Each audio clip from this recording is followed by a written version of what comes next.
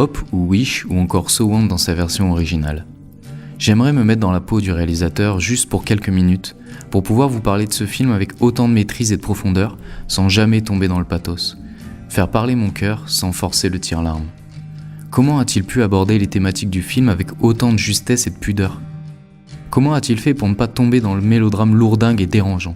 En 2012, Lee Jung-ik est un réalisateur déjà reconnu, ayant réalisé plusieurs films de fresques historiques dont le plus connu est Le Roi et le Clown. C'est pourtant un fait divers qui va lui inspirer son futur film, Hope. Une fillette d'une dizaine d'années est retrouvée quasi morte après avoir été agressée sexuellement. Très vite, la police met la main sur le coupable, aidé par le témoignage de la victime.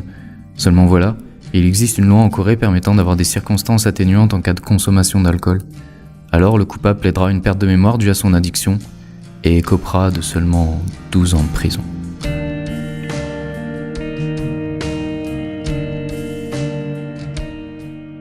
Cette injustice, Lee Jung-ik va l'utiliser pour traiter avec une parfaite maîtrise le sujet épineux des agressions sur mineurs. Hope ne tombe jamais dans la surenchère de détails sordides. Évitant le scandaleux, on s'attarde davantage sur la reconstruction de la petite fille So-yeon. Pour autant, le film est éprouvant, pour la justesse de la réalité qu'il dépeint et le réalisme de ses personnages. À commencer par le père, joué par Seo Kyung-gu, vu dans La Mémoire assassine, interprète un père absent, désintéressé de son rôle.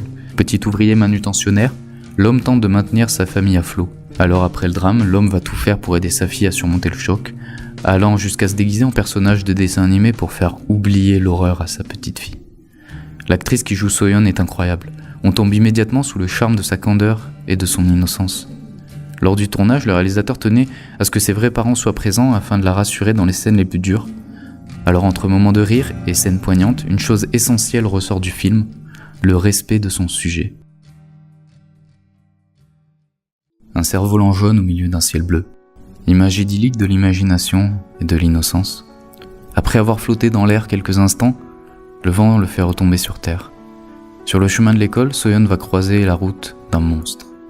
Celui-ci ramasse le cerf-volant, terni et trempé, brisant ainsi de ses mains l'enfance de la petite fille. En utilisant la symbolique du cerf-volant, le réalisateur traite avec justesse et pudeur de la reconstruction de So-yeon après ce terrible drame. Comment réussir à faire voler de nouveau le cerf-volant ? Comment redonner à cet enfant sa part de rêve et d'évasion ? La couleur jaune est omniprésente à l'écran. Symbole du bonheur, du soleil, le jaune symbolise l'enfance. Éclatant au début sur le parapluie de So-yeon, comme si l'enfance était une protection contre le monde des adultes. Et à son extrême opposé, le bleu foncé est prédominant dans les scènes les plus dures. Le monde sombre et cruel des adultes qui s'abat sur cette enfance envolée. La couleur jaune revient alors par petites touches, comme si elle luttait pour retrouver sa place dans ce monde. Il faudra alors attendre la fin du film pour que So-yeon, après un long combat, refasse voler un avion de papier au-dessus de son petit frère. Dans une explosion discrète de couleurs, la fillette reprend en main son enfance, même si celle-ci ne sera plus jamais la même. Le réalisateur n'a pas pris le sujet du viol pour réaliser un mélodrame à scandale, mais pour transformer son film en témoignage d'une époque. Lee Jung-ik a entrepris tout un travail de recherche sur les victimes, en se rendant dans des centres spécialisés, en demandant conseil auprès de spécialistes.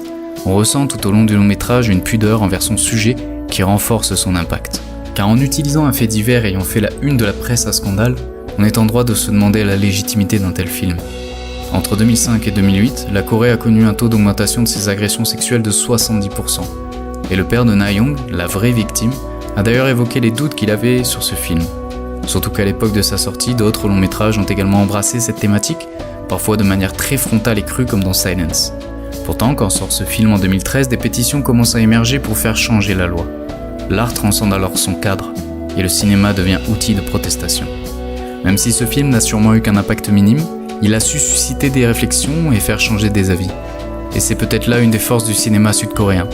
En puisant dans les nombreuses injustices de la société, comme les inégalités des classes, les incompétences judiciaires et l'omniprésence médiatique, le médium devient autre chose qu'un simple divertissement. Il se fait les témoignages d'un peuple, d'une époque, un point levé dénonciateur. Est-ce que vous devez voir Hope ? Oui, définitivement.